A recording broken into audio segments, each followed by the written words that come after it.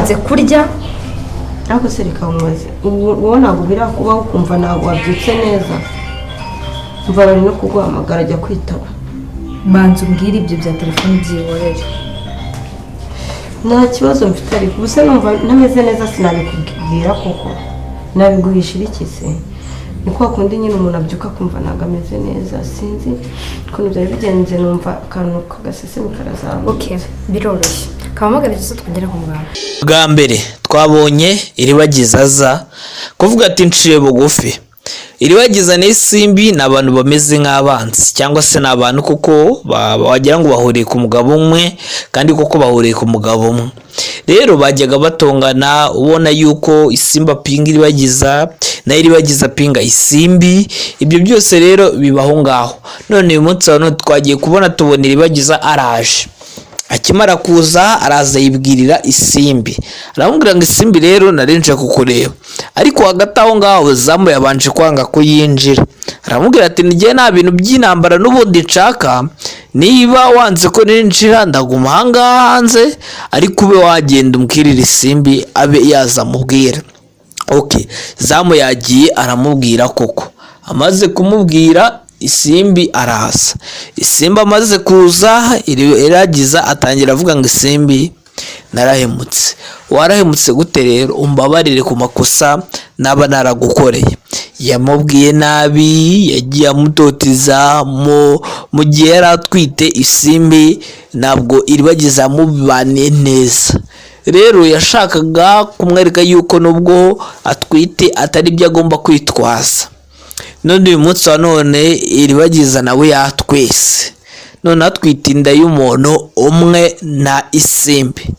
Ese iribagiza bitewe n'uko atwite nicyo cyaba yarabimenye akavuga ati rero kugira ngo mere neza aho ngiye hose bajye banyikira, kangende mbe nasaba isimbi imbabazi kugira ngo mugenzaba mvuze ngo ngiye no gusubira n'iwabo basi mu bazabyanga isimbi watazabyanga.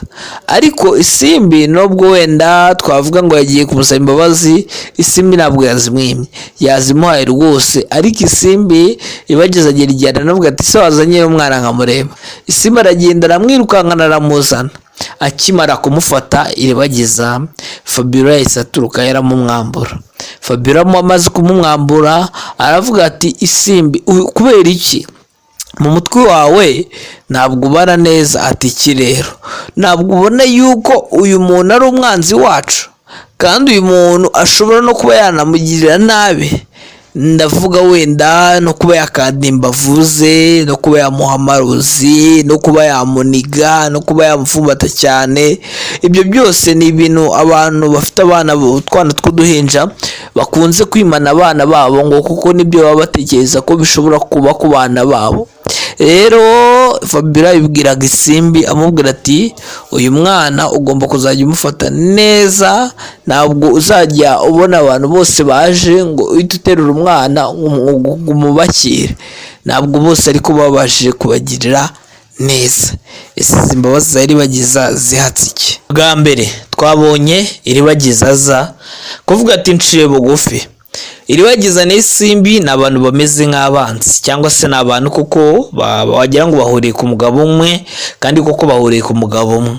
Rero bajyaga batongana ubona yuko isimba pinga iribagiza na iribagiza pinga isimbi, ibyo byose rero bibaho ngaho. None uyu munsi twagiye kubona tubona iribagiza araje. Akimara kuza araza yibwirira isimbi, aramubwira ngo isimbi rero narinje kukureba, ariko hagati aho ngaho zamu yabanje kwanga ko yinjira. Aramubwira ati ngiye nta bintu by'intambara n'ubundi nshaka, niba wanze ko ninjira ndaguma ahangaha hanze, ariko ube wagenda umbwirira isimbi abe yaza amubwira. Zamu yagiye aramubwira koko, amaze kumubwira isimbi araza. Isimbi amaze kuza iragiza atangira avuga ngo isimbi narahemutse. Warahemutse gute rero? Umbabarire ku makosa naba naragukoreye. Yamubwiye nabi, yagiye amutoteza mu gihe yari atwite isimbi, ntabwo iribagiza amubaniye neza. Rero yashakaga kumwereka yuko nubwo atwite atari byo agomba kwitwaza. none uyu munsi wa none Iribagiza nawe yatwese, none atwite inda y'umuntu umwe na Isimbi. Ese Iribagiza bitewe n'uko atwite nicyo cyaba yarabimenye akavuga ati rero kugira ngo mere neza aho ngiye hose bajye banyikira, kangende mbe nasaba Isimbi imbabazi kugira ngo mugenzaba mvuze ngo ngiye no gusubira n'iwabo, basi mu bazabyanga Isimbi we atazabyanga.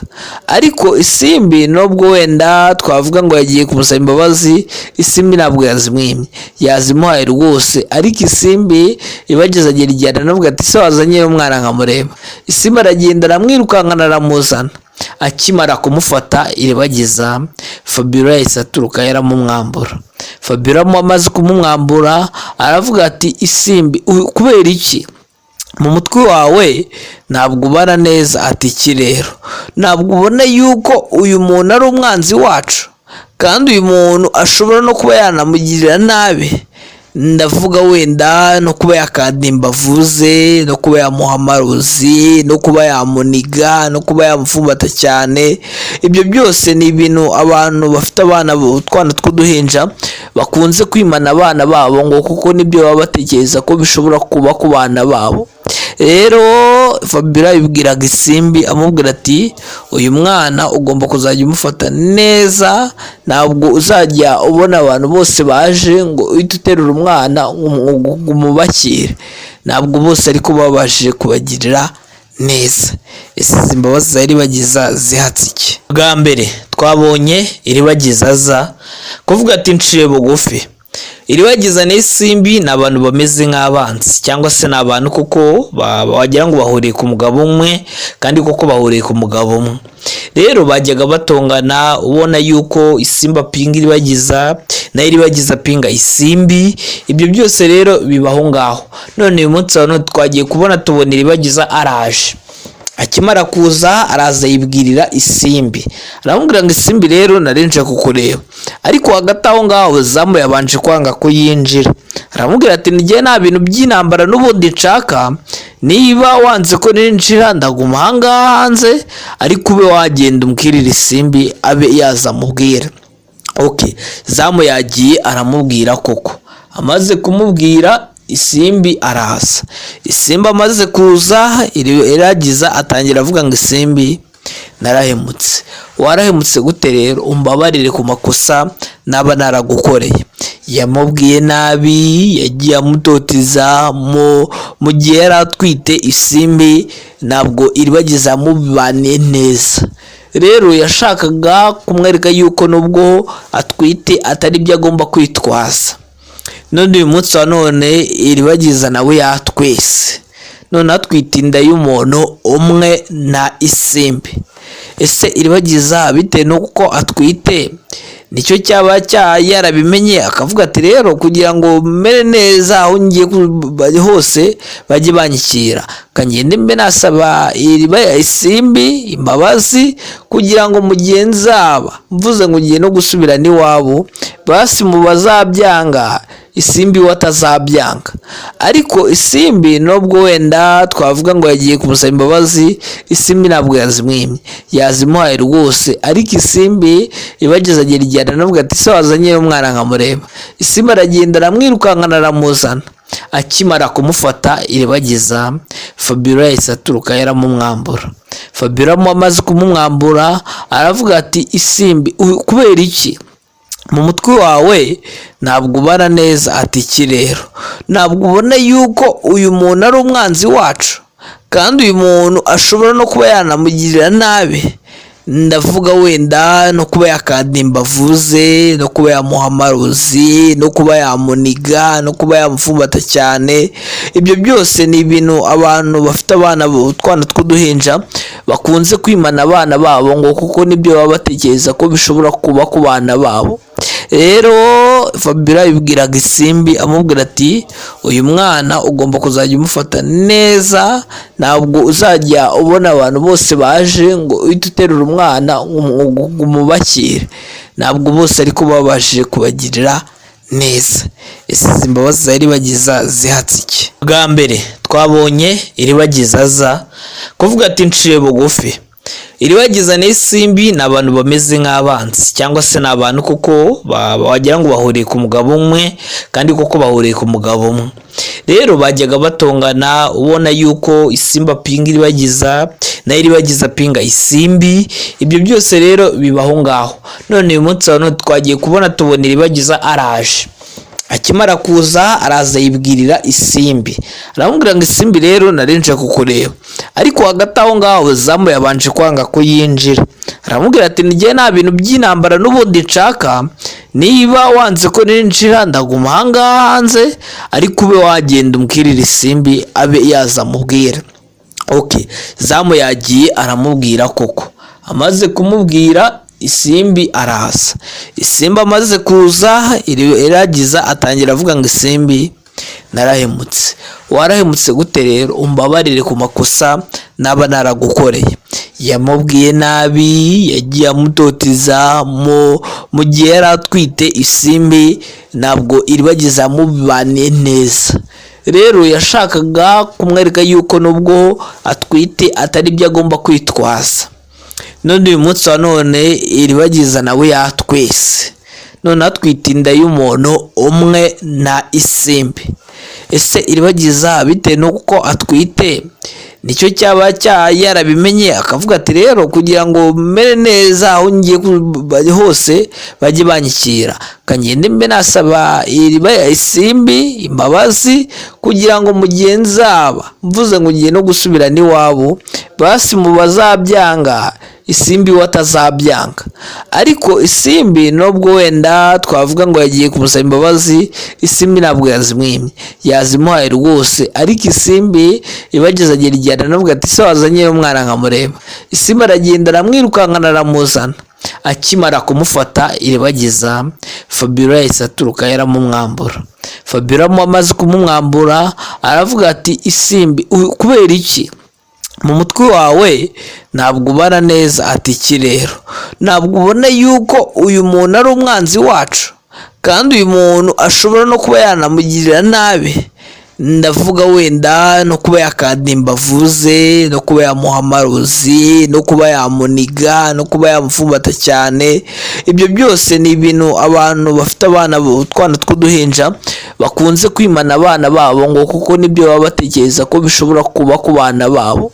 Rero Fabiola yibwiraga Isimbi amubwira ati uyu mwana ugomba kuzajya umufata neza, ntabwo uzajya ubona abantu bose baje ngo uhite uterura umwana umubakire, ntabwo bose ariko babashije kubagirira neza.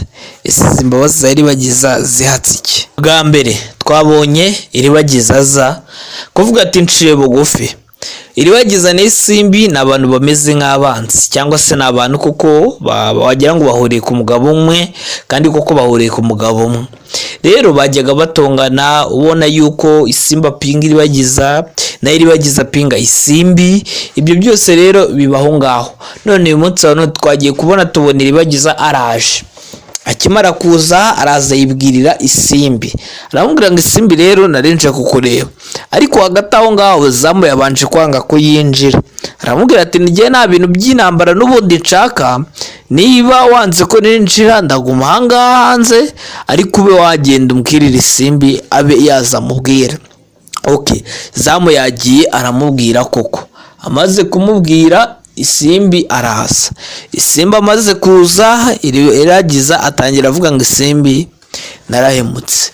Warahemutse gute rero? Umbabarire ku makosa naba naragukoreye. Yamubwiye nabi, yagiye amutoteza mu gihe yari atwite Isimbi, ntabwo Iribagiza yamubaniye neza. Rero yashakaga kumwereka yuko nubwo atwite atari byo agomba kwitwaza. None uyu munsi wa none Iribagiza nawe yatwese, none atwite inda y'umuntu umwe na Isimbi.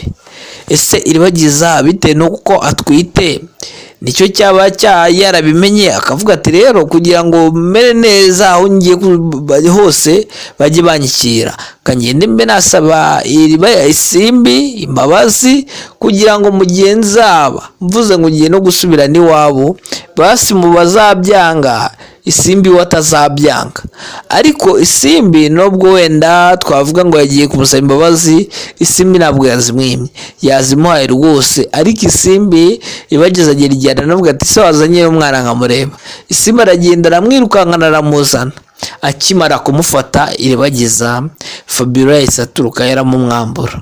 Fabiola amaze kumumwambura aravuga ati Isimbi kubera iki mu mutwe wawe ntabwo ubara neza? Ati iki rero, ntabwo ubona yuko uyu muntu ari umwanzi wacu kandi uyu muntu ashobora no kuba yanamugirira nabi?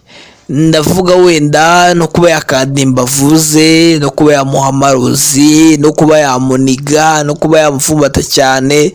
Ibyo byose ni ibintu abantu bafite abana utwana tw'uduhinja bakunze kwimana abana babo ngo kuko nibyo baba batekereza ko bishobora kuba ku bana babo. Rero Fabiola yibwiraga Isimbi amubwira ati uyu mwana ugomba kuzajya umufata neza, ntabwo uzajya ubona abantu bose baje ngo uhite uterura umwana umubakire, ntabwo bose ariko babashije kubagirira neza. Ese izi mbabazi za Iribagiza zihatse iki? Bwa mbere twabonye Iribagiza aza kuvuga ati nciye bugufi. Iribagiza n'Isimbi ni abantu bameze nk'abanzi cyangwa se ni abantu kuko wagira ngo bahuriye ku mugabo umwe kandi koko bahuriye ku mugabo umwe. Rero bajyaga batongana ubona yuko Isimbi apinga Iribagiza na Iribagiza apinga Isimbi. Ibyo byose rero bibaho ngaho. None uyu munsi twagiye kubona tubona Iribagiza araje. Akimara kuza araza yibwirira Isimbi, aramubwira ngo Isimbi rero narinje kukureba. Ariko hagati aho ngaho Zamu yabanje kwanga ko yinjira, aramubwira ati ngiye nta bintu by'intambara n'ubundi nshaka, niba wanze ko ninjira ndaguma ahangaha hanze, ariko ube wagenda umbwirira Isimbi abe yaza mubwira. Okay, Zamu yagiye aramubwira koko, amaze kumubwira Isimbi araza. Isimbi amaze kuza Iribagiza atangira avuga ngo Isimbi narahemutse. Warahemutse gute rero? Umbabarire ku makosa naba naragukoreye. Yamubwiye nabi, yagiye amutoteza mu gihe yari atwite Isimbi, ntabwo Iribagiza amubaniye neza. Rero yashakaga kumwereka yuko nubwo atwite atari byo agomba kwitwaza. None uyu munsi wa none Iribagiza nawe yatwese, none atwite inda y'umuntu umwe na Isimbi. Ese Iribagiza bitewe nuko atwite nicyo cyaba yarabimenye akavuga ati rero kugira ngo mere neza aho ngiye hose bajye banyikira, kangende mbe nasaba iriba ya Isimbi imbabazi kugira ngo mugihe nzaba mvuze ngo ngiye no gusubira n'iwabo basi mu bazabyanga Isimbi watazabyanga. Ariko Isimbi nubwo wenda twavuga ngo yagiye kumusaba imbabazi, Isimbi ntabwo yazimwimye, yazimuhaye rwose. Ariko Isimbi ibageze agera igihe aravuga ati se wazanye umwana nkamureba. Isimbi aragenda aramwirukankana aramuzana, akimara kumufata Iribagiza Fabiola yahise aturuka yaramumwambura. Fabiola amaze kumumwambura aravuga ati Isimbi kubera iki mu mutwe wawe ntabwo ubara neza? Ati iki rero, ntabwo ubona yuko uyu muntu ari umwanzi wacu kandi uyu muntu ashobora no kuba yanamugirira nabi?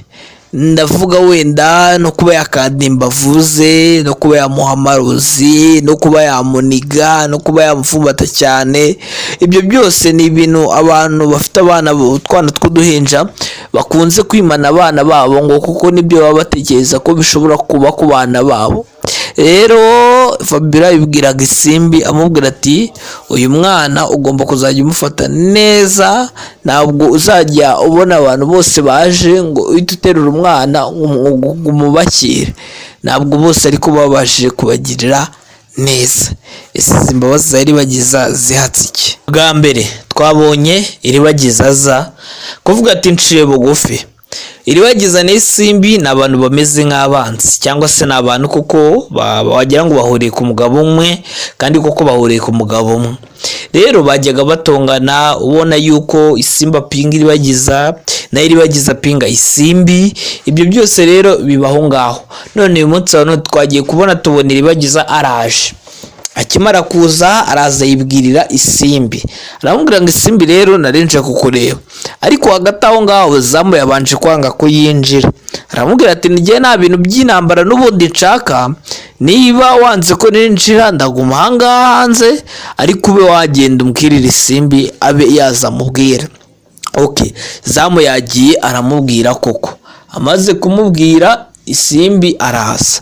Isimbi amaze kuza Iribagiza atangira avuga ngo isimbi narahemutse. Warahemutse gute rero? Umbabarire ku makosa naba naragukoreye. Yamubwiye nabi, yagiye amutoteza mu gihe yari atwite isimbi, ntabwo Iribagiza amubaniye neza. Rero yashakaga kumwereka yuko nubwo atwite atari byo agomba kwitwaza. None uyu munsi wa none Iribagiza nawe yatwese, none atwite inda y'umuntu umwe na isimbi.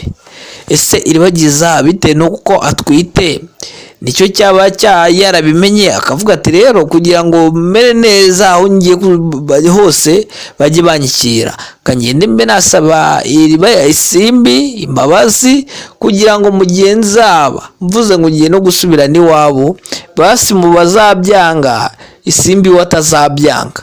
Ariko isimbi nubwo wenda twavuga ngo yagiye kumusaba imbabazi, isimbi ntabwo yazimwimye, yazimuhaye rwose. Ariko isimbi Iribagiza agera igihe aravuga ati se wazanye umwana nkamureba. Isimbi aragenda aramwirukankana aramuzana. Akimara kumufata Iribagiza, Fabiola yahise aturuka yaramumwambura. Fabiola amaze kumumwambura aravuga ati isimbi kubera iki mu mutwe wawe ntabwo ubara neza? Ati iki rero ntabwo ubona yuko uyu muntu